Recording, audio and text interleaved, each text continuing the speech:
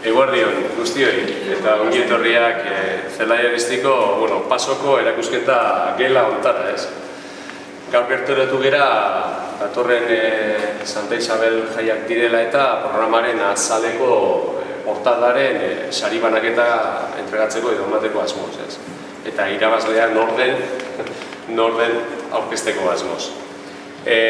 Aurten, hasiera batean esan behar da, 24 lan izan direla aurkeztu izan dienak, eta epaimahaiaren aburuz, gauza esanguratxua izan da, hau batez erabaki dute, kasu honetan, Julen Agirre Carrillo irabazi duela, ez, eta portadarik onena egin izan duela, ez.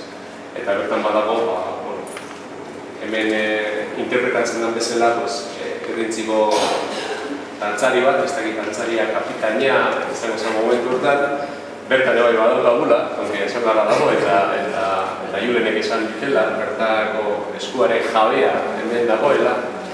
Eta bai, esan guratxo da, portazal honek transmititzen duela, esan dikasunak, varidadeaz eta parte, baina gero berak esango digu ez. Bizkate, nahi non bizkate zehuzte ezberdina egin, eta pratu non arrazkidatik. Eta, hartu non errintzeko lagun bat, kapitaina dela, justu.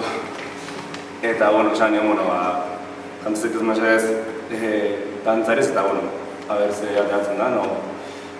Eta hasi nintzen foto batzuk egiten, eta, azkenen, ateratzen batzuk nahiko garbikola, azkenen simbologia honekin, ez? Azkenen txapela daukan simbologiakin nahiko potentea dela, eta bere esan nahiakin bizkat horrekin jolazten, hori azkenen da, dantzaren agurra, agur hori dijo izan duda herritarei kasu honetan.